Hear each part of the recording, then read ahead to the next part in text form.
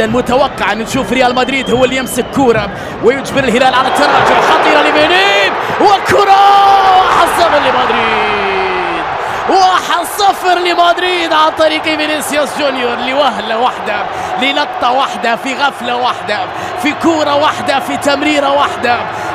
المدريديه يخطفون الكوره ويخطفون الهدف بعد لمسه رائعه جدا من جانب المتالي. امكانياتهم. لوكا مره اخرى بكره عرضيه خطيره وبرافو جانج يون سو في الابعاد. فالفيردي هدف ثاني لمدريد، هدف ثاني لمدريد بعد 18 دقيقه لعب في النهايه عن طريق فيدريكو فالفيردي اللي سجل في نصف النهائي.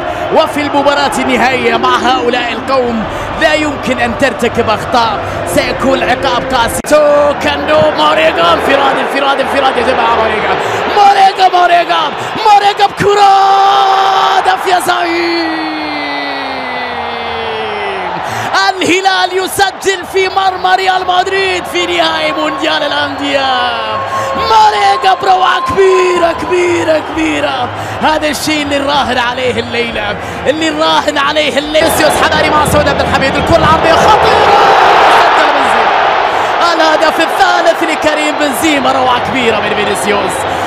كبيرة من فينيسيوس وهذا القناص كريم بنزيما يضرب بالهدف الثالث في هذا النهائي بعد عمل كبير. خالد وانتو تحرك من جانب فالفيردي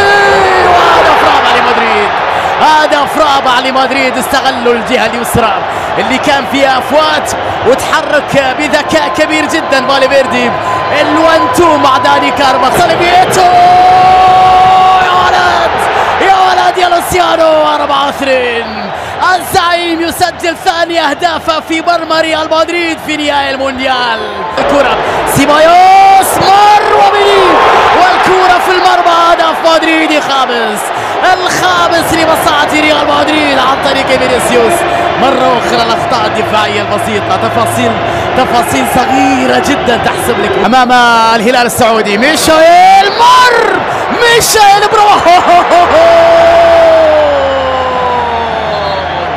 حلوة يا بيتو، حلوة يا ميشيل. الهلال يا جماعة، الهلال يعزك ويرفع راسك. أي شخص